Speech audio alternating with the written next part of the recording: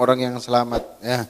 Dan jangan sampai kita sia-siakan nisfu Sya'ban, malam penuh rahmat, malam penuh agungan, malam dicurahkannya kasih sayangnya Allah Subhanahu wa taala. Dan yang mereka yang punya kasih sayang bakal dapat kasih sayangnya Allah. Tapi mereka yang enggak punya kasih sayang enggak bakal dapat kasih sayangnya Allah Subhanahu wa taala. Sampai itu dikatakan oleh Nabi Muhammad, "Idza kanat lailatun nisfi min Sya'ban faqumu lailaha wa sumu naharaha." Kata Rasul sallallahu alaihi wasallam, jika datang untuk malam nisfu Sya'ban maka hidupkanlah malamnya dengan ibadah. Hidupkan malamnya dengan ibadah, bukan hidupkan malamnya dengan main gaple, bukan hidupin malamnya nongkrong, enggak, tapi hidupin malamnya dengan ibadah, ngaji, sholat, tadarus, zikir kepada Allah Subhanahu wa taala, kemudian tidur, bangun nanti tengah malam lagi di sepertiga yang terakhir untuk ibadah lagi kepada Allah Subhanahu wa taala. Kemudian wasumu naharoha, besok siangnya itu puasa.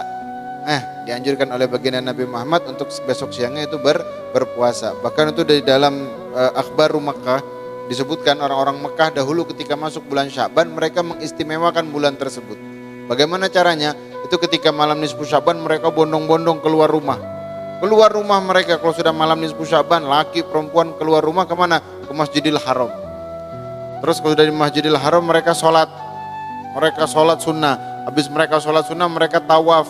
Kemudian mereka hidupkan malam tersebut sampai masuk waktu petang, masuk waktu pagi. Dengan ibadah sampai masuk pagi. Ngapain? Mereka ngaji, mereka berzikir, di antara mereka bikin kholaqoh sampai khatam Quran di antara perkumpulan tersebut. Ada yang bikin 3, jadi satu orang 10 juz satu malam khatam. Ada yang bikin 10 orang, 3 orang 1 juz, 3 orang khatam langsung. Sampai mana? Sampai pagi. Lalu dikatakan semua mereka khatam sampai pagi. Lalu mereka sholat sunnah, dan di antara mereka tuh ada yang sholat sunnah lanjutin sampai 100 rakaat. Itu penduduk kota Mekah. Mereka baca Al-Fatihah, mereka baca Al-Ikhlas di setiap rakaatnya puluhan kali. Kemudian setelah itu apa? Sudah mau subuh mereka ngambil air Zam-Zam. Habis ambil air Zam-Zam mereka minum, terus ada sebagian dari mereka dipakai mandi tuh air Zam-Zam. Untuk apa? Ambil keberkahan dari air yang luar biasa itu, air Zam-Zam, air yang penuh obat. Air Zam-Zam itu sesuai dengan niat orang yang meminumnya. Ada yang dipakein mandi juga untuk apa? Mengambil keberkahan. Kemudian apa? Sebagian dari mereka disimpan tuh air dibawa pulang untuk keluarganya yang sakit. Dengan harapan apa? Kemuliaan malam nisfu Sya'ban itu bisa sembuh penyakit di antara keluarga mereka yang sedang sakit. Makanya jangan sampai kita ninggalin. Hidupin malam nisfu Sya'ban. Hidupin dengan ibadah kepada Allah Subhanahu wa taala. Itu disebutkan juga Nabi Muhammad bilang, man ahya layali khamsa wajabat lahu jannah. 5 malam, siapa yang menghidupkan 5 malam kata Nabi Muhammad berhak untuk masuk dalam surganya Allah Subhanahu wa taala. Yang pertama Lailatul Tarwiyah, malam Tarwiyah, yakni malam ke-8 dari bulan Zulhijjah. Kemudian Walailatul Arafah, malam ke-9 dari bulan Zulhijjah.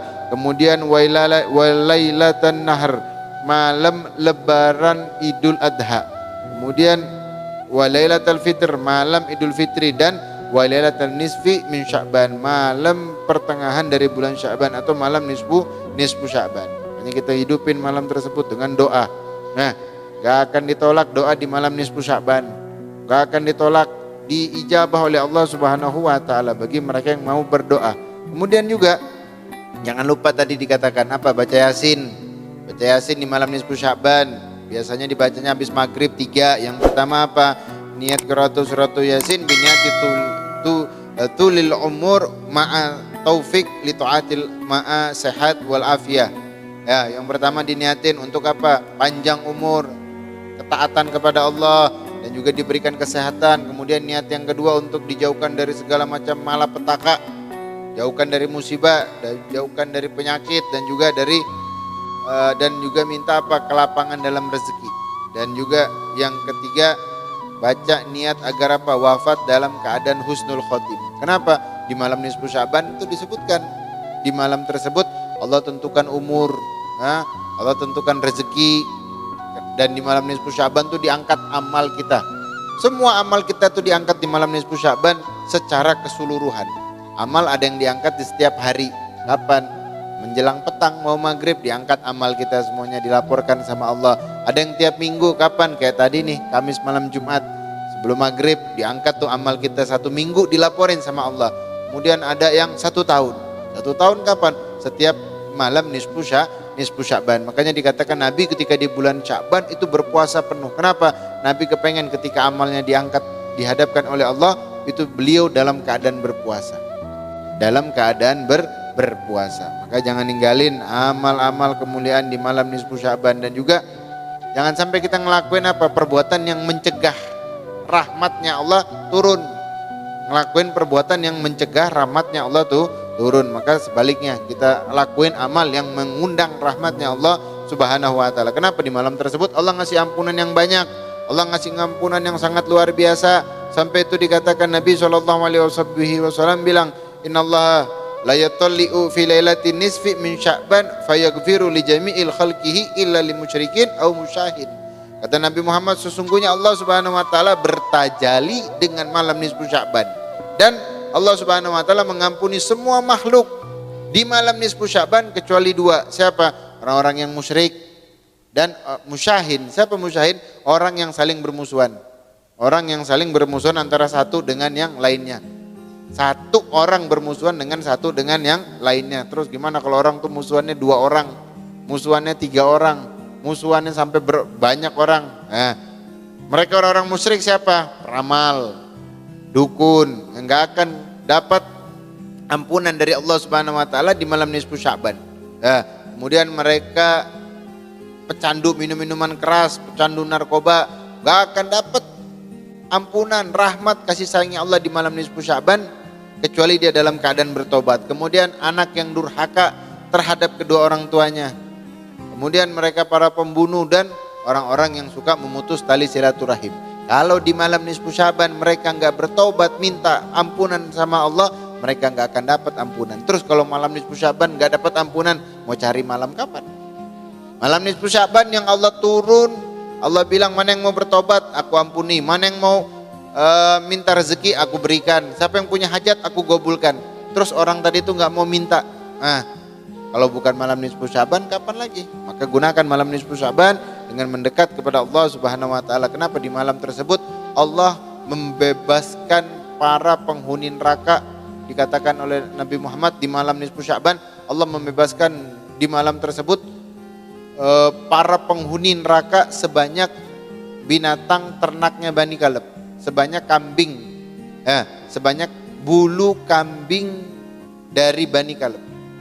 Nah, Allah bebaskan sebagian dari penghuni neraka yang jumlahnya itu sebanyak bulu kambingnya Bani Kaleb. Kambingnya mereka itu lebat bulunya, paling lebat, paling banyak, dan itu Allah bebaskan mereka orang-orang di malam nisfu Sya'ban sebanyak bulu dombanya itu, sebanyak bulu kambing tersebut. Mudah-mudahan semuanya diampunkan oleh Allah Subhanahu wa taala, tidak dimasukkan kita di dalam nerakanya Allah Subhanahu wa taala. Allah Subhanahu wa taala memberikan rahmat, ampunan, kasih sayang yang Allah curahkan kepada kita semuanya, keluarga kita, anak, istri, suami, saudara, orang tua, tangga, keluarga kita semuanya, umat muslimin muslimat, semuanya mendapatkan ampunan, rahmat, kasih sayang dari Allah Subhanahu wa taala. Mudah-mudahan kita tergolong orang yang dinaungi kasih sayangnya Allah Subhanahu wa taala, sehingga kita menjadi orang yang beruntung dan siap masuk dalam keadaan di bulan Ramadan dalam keadaan lebih baik, dalam keadaan lebih siap untuk menghamba kepada Allah Subhanahu wa taala.